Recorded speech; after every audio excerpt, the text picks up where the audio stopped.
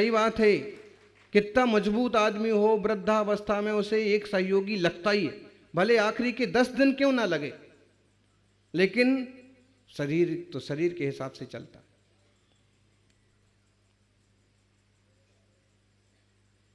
जिनकी फैक्ट्री बंद हो गई उनकी बात अलग है, कोई बात नहीं, जो कुछ है माल टाल उसी में काम चलाओ।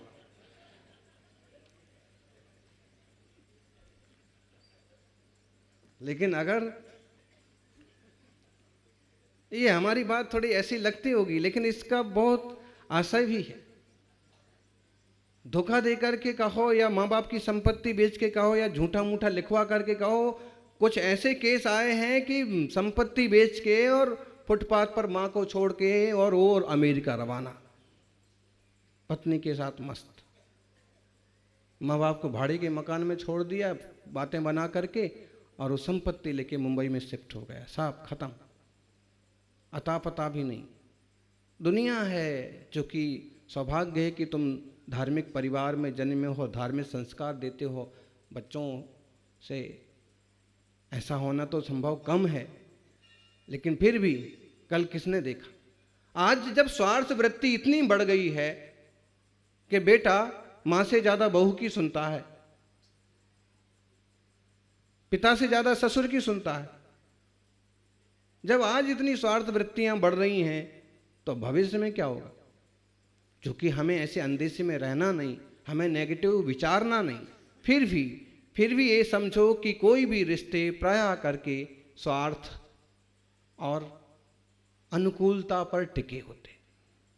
कभी कभी तो 4 बेटे हैं और माँ जो बेटे कमा के लाती है, जो बेटे कमाई कर लेते हैं, उनको बहुत अच्छे से बहुत लाड़ से भोजन कराएगी।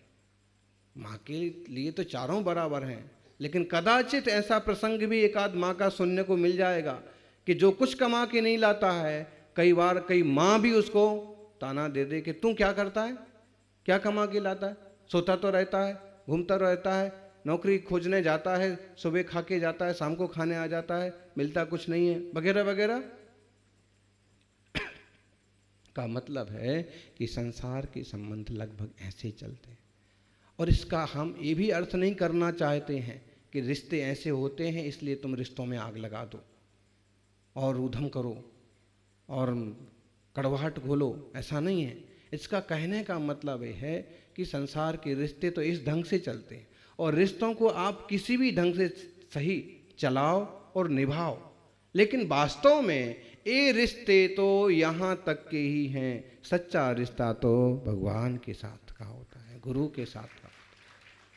वे हमारे साथ बराबर रहें ना रहें, लेकिन उनके प्रति किया गया स्मरण, उनके प्रति किया गया हमारा भक्ति पूजन कहीं ना कहीं काम आता है। प्रतिकूलता अनुकूलता जब तक है तब तक कितने दोस्त आपके साथ हैं। दोस्तों के लिए आपके द्वारा चाय पिलाई जाती है, कॉफी पिलाई जाती है, नाश्ता कराया जाता है, 5-25 यूं इकट्ठे हो जाते हैं, 5-25 तो यूं इकट्ठे हो जाते हैं। और आपकी जेब कभी खाली पड़ गई और आपने कहा कि भाई आज मेरे पास नहीं है, तो ताने सुनना पड़ेंगे, कहाँ गई अमीरी तेरी, क्या हुआ, कुछ भी। और उससे भी बच जाओ तो टूट तो जाते ही ये लोग।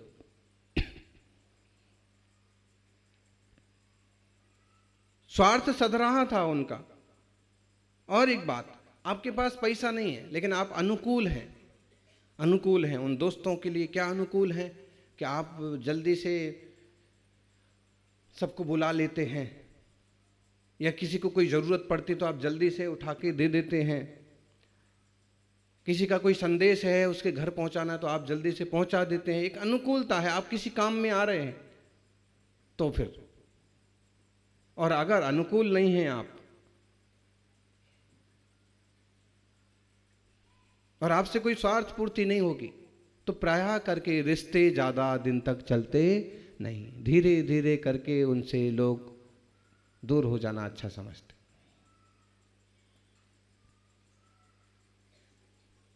ज्ञानियों, चूंकि संसार में तो रिश्ते तो सिर्फ रिश्ते ही हैं। सच्चा रिश्ता तो कहो प्रभु से अथवा कहो निज परमात्मा से। इसका एक आशा ये भी है कि जो जो रिश्ते और संबंध आपको मिले हैं इनकी कीमत करो, अपनी शक्ति और अपनी ग्रेड स्तर के हिसाब से उसको निभाओ। लेकिन ये पक्का ध्यान रखो कि ये तो सिर्फ निभाने के लिए है, पाने के लिए तो केवल अपना आत्मा ही है। निभाने के लिए पूरा परिवार है, समाज है, संसार है, लेकिन समर्पण करने के लिए तो केवल प्रभु या परमात्मा, या तो सिद्धात्मा या फिर निजात्मा।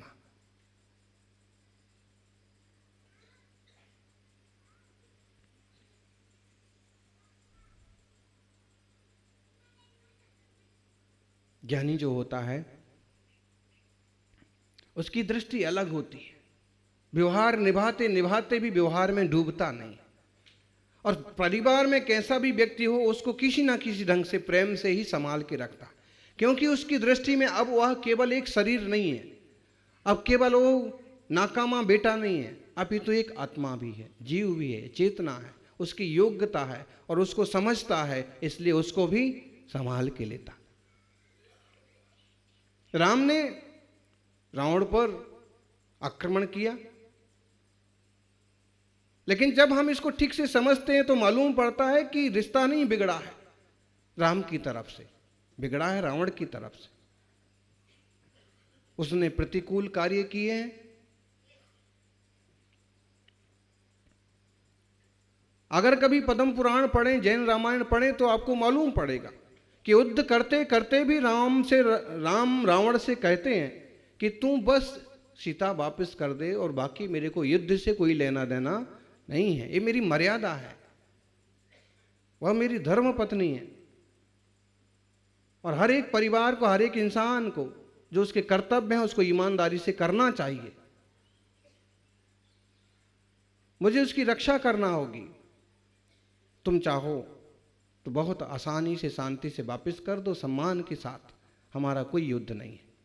और रावण केवल अहंकार के घोड़े पर चढ़ा है, और वास्तव में उसको वासना भी इतनी गहरी नहीं थी कोई, क्योंकि सीता जी जैसी थी उसके पास भी कई सारी रानियां थी, वासना उतनी गहरी नहीं थी, उसका अहंकार बहुत गहरा था। हैं? आज के लल्लू पंजू जो भटकते हैं और जो कर्म करते हैं उनकी अपेक्षा से देखो तो वह कितना संयमी व्यक्ति था कि कई दिनों अशोक वाटिका में सीता रही, फिर भी अपने शील से रही, अपनी सुरक्षा से रही, और उसने जोर जबरदस्ती कुछ भी हथकंडा नहीं अपनाया। उसने मायाचारी की होगी, मंत्र के प्रयोग किए, सब किए, लेकिन जैसे खट कर्म आजकल के रावण करते हैं वैसा उसने कुछ भी नहीं किया। और इसीलिए तो दक्षिण के कुछ देशों में आज भी उसकी पूजा होती है। क्यों? एकाध कमी के बावजूद उसमें कई सारे गुण भी थे। और जैन शास्त्रों में तो लिखा है कि राम तो मोक्ष चले गए, लेकिन अगले 24 में रावण भी मोक्ष जाएगा, लक्ष्मण भी जाएंगे। तो राम यही कहते रहे कि भाई दुश्मनी नहीं है। ज्ञानी जो होता है उसकी तो दुश्मन से भी दुश्मनी नहीं होती है। तुम काम सीधा कर दे, तुम मेरी संपत्ति छोड़ दे, बाकी मुझे कोई लेना देना नहीं, तेरे को मारना है मेरा कोई मकसद नहीं। और देखो बाद में उसका दंड रावण को भोगना पड़ा। दूसरा देखो उदाहरण, विभीषण रावण का भाई है, बहुत प्यार है उसके मन में रावण के प्रति, और रावण को अपने पिता के समान मानता रहा। इस घटना के बाद उसने समझाया तो रावण कहता है तू तो मेरी हर बात मानता है, तू तो हर बात में मेरे अनुकूल रहता है, इस मामले में क्यों नहीं अनुकूल होता है? ये भी बात मान ले कि मैंने सीता का हरण किया, अच्छा किया। इस बात को लेके विभीषण अलग नहीं, तुमने गलत किया। अगर राजा और बड़े बड़े सम्राट ऐसे कर्म करेंगे तो दुनिया में तो धर्म संयम शील नाम की कोई चीज नहीं रहेगी। मैं तुम्हारे इस कार्य में अनुमोदना नहीं कर सकता। अब जैसे विभीषण प्रतिकूल हुआ मतलब बात नहीं मानेंगे तुम्हारे खोटे कर्म की हम अनुमोदना नहीं करेंगे। परिणाम क्या हुआ? रावण ने गुस्से गुस्से में कहा, जा निकल जा। विभीषण ने भी कहा, ठीक है, तुम्हारे खट कर्म से अच्छा तो है कि कम से कम हम अच्छे आदमी के साथ रहें, राम के पास चले गए। भाई का रिश्ता था ना। ये तो पुरानी कथाएं हो गई, अभी नई नई कथाएं देख लो आप। पत्नी से जब तक बराबर काम बनता है, काम निकलता है, क्योंकि आज भी बहुसंख्यक समाज अच्छे से ही जीता है, फिर भी जो उदाहरण अपन को सुनने में आते हैं कि दहेज ना मिला, कि गाड़ी मांगी ना मिली, सोने की चैन मांगी ना मिली, नया बंगला खरीदने के लिए बोला उसका बाप ना खरीद पाया, तो क्या कर्म करते हैं लोग? हैं करने वाले भले वो 0.1% लोग हों, लेकिन उनको ये मालूम नहीं कि हमारा रिश्ता क्या है। एक गाड़ी के 2 पहिए हैं, नहीं, उस समय स्वार्थ, उस समय लोभ, उसमें भी मान लो अगर पति कहता है कि मैं अपनी बाप की संपत्ति हड़प लूंगा, पूरे हस्ताक्षर करा लूंगा माँ बाप से, और पत्नी अगर सहयोग करे उसका बेईमानी में, तो ठीक। अगर पत्नी समझाए, मान लो कि नहीं, पिता के साथ ऐसा नहीं करना पड़ता, माँ के साथ ऐसा हो सकता है, समझदार हो तो समझ जाए, ना समझ हो तो तू मेरे विपरीत चलती है, मेरे प्रतिकूल चलती है, मैं पहले तेरे को रास्ते से हटाऊंगा। ऐसे भी कर्म होते हैं। मतलब ये है कि जहां ना समझी है वहां दुख ही दुख है, चाहे भी कोई रिश्ते हों, चाहे दूर के रिश्ते हों, चाहे पास के रिश्ते। इसलिए तो उपदेशों में कहा जाता है कि समझदार बनो, समझदार का जैसे सम्यक दृष्टि बनो, ज्ञानी बनो, विवेकवान बनो, हर चीज को उसको स्तरीय ढंग से समझो। राम ने रावण को दुश्मन क्यों नहीं समझा? आखिरी तक भी दुश्मन नहीं समझा, लड़ने के बाद भी, मारने के बाद भी दुश्मन नहीं समझा। क्यों? वह भी एक बहुत बड़ा राजा है, वह भी एक जीवात्मा है, वह भी होनहार प्रभु है। और हम यदि हर आत्मा में परमात्मा देखने लग जाएं, हर एक जीवात्मा को होनहार सिद्धात्मा देखने लग जाएं, तो फिर अत्याचार और अनाचार हम कर नहीं सकते। ये दृष्टि हर एक व्यक्ति में उपलब्ध हो। महावीर स्वामी को तो शेर में भी भगवान दिखते थे, पशु पंछियों में भी उनको आत्मा दिखता था, और इसलिए जहां महावीर स्वामी बैठते थे वहां शेर क्या, गाय क्या, हिरण क्या, चीते क्या, सब आकर के उनके आसपास बैठ जाते थे। इतने प्योर थे वो। और हम तो हमारे पड़ोसियों को ही नहीं संभाल पाते।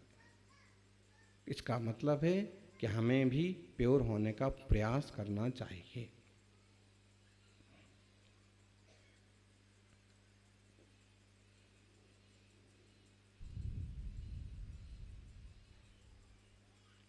सज्जनों,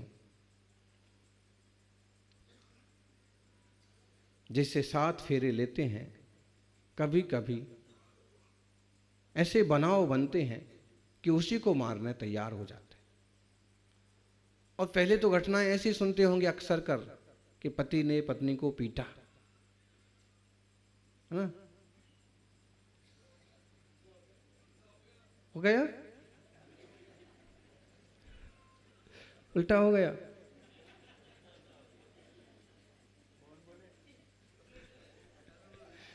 देखो, वो प्रतिनिधि हैं, और ये बात सही है कि कभी अगर पति ज्यादती करता है तो उल्टा भी हो गया। और एक बार है कि परिवार को संभालते हुए थोड़ा उल्टा हो जाए तो भी कोई तकलीफ नहीं है। अब यहां तक उल्टा हो गया कि पहले दुष्टता के वश होकर के पति पत्नी को कभी कभी तो खत्म ही कर देता था, और अब ये उल्टा ऐसा हो गया कि पत्नी अगर किसी व्यसन में, किसी फैशन में, किसी जंजाल में पड़ी है और आदमी उसे सुधारने या रोकने की कोशिश करता है तो आदमी का खात्मा। चूंकि समृद्ध सांस्कृतिक समाज की ये घटनाएं, बातें नहीं है, लेकिन देश के किसी कोने में ऐसा भी हो रहा, मतलब इनको रिश्तों की कुछ भी समझ नहीं है, इनको सिर्फ वासना चाहिए, इनको केवल स्वार्थ चाहिए।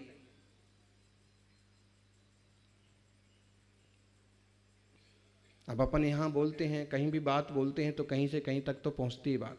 हम तो अपने प्रवचन करते समय इस बात पर विश्वास करते हैं कि जैसे एक तालाब में फेंका हुआ कंकर एक तरंग उठाता है, दो चार तरंगें हमको उठती हुई दिखती हैं, लेकिन वो तरंगें किनार तक जाती हैं, आखिरी तक जाती हैं।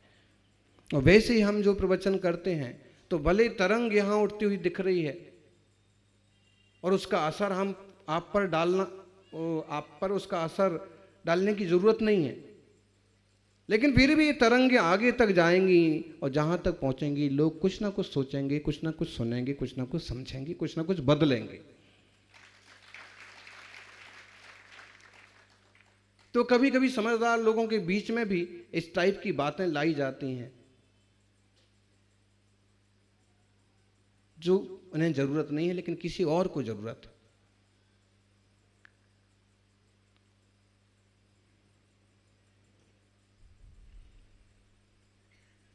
सील बहुत बड़ी चीज है, पारिवारिक विश्वास बहुत बड़ी चीज है।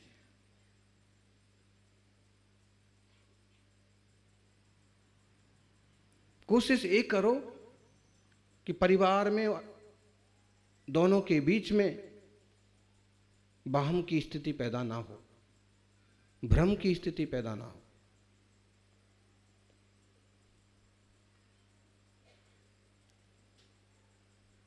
रहना ही है आपको गृहस्थी में,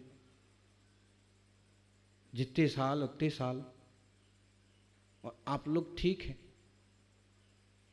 आज की नई पीढ़ी में और भी हाल है। समानता का अधिकार यहाँ तक हो गया कि जिससे भी बात करेंगे, किसके भी साथ रहेंगे, किससे भी मीटिंग करेंगे, किसी की भी बुलाने पर जाएंगे, तो इसमें ये हो रहा है कि समानता की वजह असमानता पैदा हो रही है और इसमें विश्वास की जगह वाहम पैदा हो रहा कि पत्नी तो मेरी और पता नहीं कहाँ कहाँ जाती, किस किस की मीटिंग, किस किस की पार्टी, कौन कौन सा धंधा, कौन कौन सी मीटिंग, वाहम पैदा होता। तो जो अपनी सांस्कृतिक मर्यादाएं हैं वो बहुत सही हैं,